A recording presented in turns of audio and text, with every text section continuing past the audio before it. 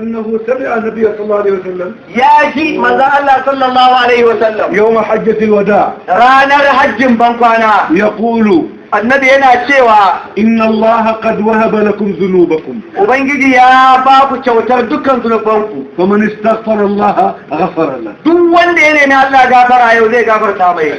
ومن ذكر الله رجحت كفته duk wanda ya zikirin Allah ma'aunin mizanin shi zai yi nauyi زي رنجاي zai rinjaye ومن صلى علي wanda ya mani salati كنت شفيعه يوم القيامة ni ne zan cece shi ranar tashin kiyama هل نفعل سوى هذا؟ da Allah muna aikata ɗayan ukun nan wannan hadisi ne هذا ما نفعله abinda muke yi kenan fa ukun nan من يقول إنهم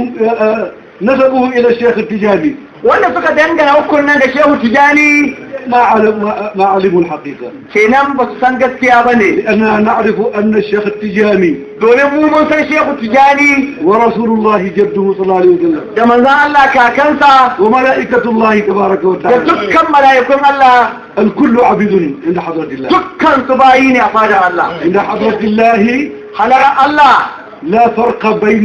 ملك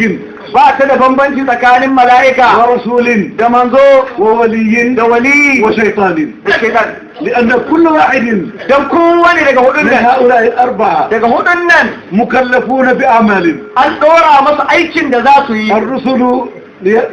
يدخل الناس رحمة الله manzanni su ɗauko mutane su kawo ga rahama Allah والشياطين shaidanu من إخراج الناس من رحمة su الله kuma su ta kowa suna koran mutane a bar rahama Allah والملائكة su ko mala'iku من إيصال رحمة الله إلى خلق su الله kuma su ta kai sabon rahama Allah ga bayan Allah من أمطار ga ruwan sama nan ومن أولاد ga yaya nan ومن خيرات ga alkhairai nan الملائكة هم الذين كلفوا بذلك duk wannan ayyukan mala'iku ne وليسوا هم الذين يعطون ba su ne ke bayarwa ba المعطي هو الله mai bayarwa Allah القاسم هو رسول الله mai rabo manzon Allah ولذلك قال عن نفسه don haka da kan shi yake إنما أنا قاسم ai lallai ni dai mai rabo ne والله المعطي Allah ne mai bayarwa رسول الله صلى الله عليه وسلم manzon Allah sallallahu alaihi wasallam رحيم بالمؤمنين mai yawan jin kai ne ga mu'minai ذات يوم wata rana جاءه رجل wani mutum ya zo mashi وقال إنه يريد أن يزوج بنته yace yana son ya aure yarsa وليس له مال bai da kuɗi فقال النبي صلى الله عليه وسلم للجماعة sai manzon Allah ya ce wa jama'a اجمعوا ما عندكم don Allah kowa a haɗa wani abu وأخرج ما عنده هو أيضا shi ma ya fitar da nashi annabin آفاه للرجل sai ba wannan mutum da ke son aure mai aurenwa الذي يزوج بنته wannan da zai aurar da yarsa yana neman gudunmuwa فقال هل رضيت annabi ya ce to wannan kudi da muka tara ma za ka aurar da yarka sun ishe ka sun ma daidai ka yadda قال ما رضيت ولا شكرت ya ce gaskiya kudin nan ba su yi man ba ban yadda da su ba kai ban ma gode ba وقد خيبت رجائي gaskiya ka tabar da guri na a cikinka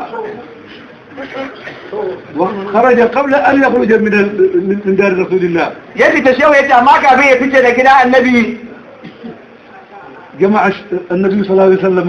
مبلغا آخر annabi sai ya sake hada wasu kudi masu yawa وناداه sai kira shi daban فأتى ya zo فقال له خذ هذا annabi ya ce a shi wannan kudin قال أما الآن فأنا راض راض راض ya ce amma yanzu kam na yadda na ji daɗi فقال النبي صلى الله عليه وسلم له sai annabi ya ce maki إذا خرجت to idan ka fita can waje فقل هذا الكلام الجديد wannan sabuwar magana kamar mai shata أمام الصحابة gaban su sai na umaru لأنك أغضبتهم بقولك في الأول don ka husata su maganar da kai ta farko إذا لم يسمعوا منك هذا الكلام in ba su ji wannan zance naka ba ربما يتبعك وتعلو ba mamaki za su bi ka kuma kai ka sani فخرج وقال يا جماعة da zuwa ce ya kusa ba annabi اشهدوا بأني رضيت sai da na yadda da kyautar annabi na yadda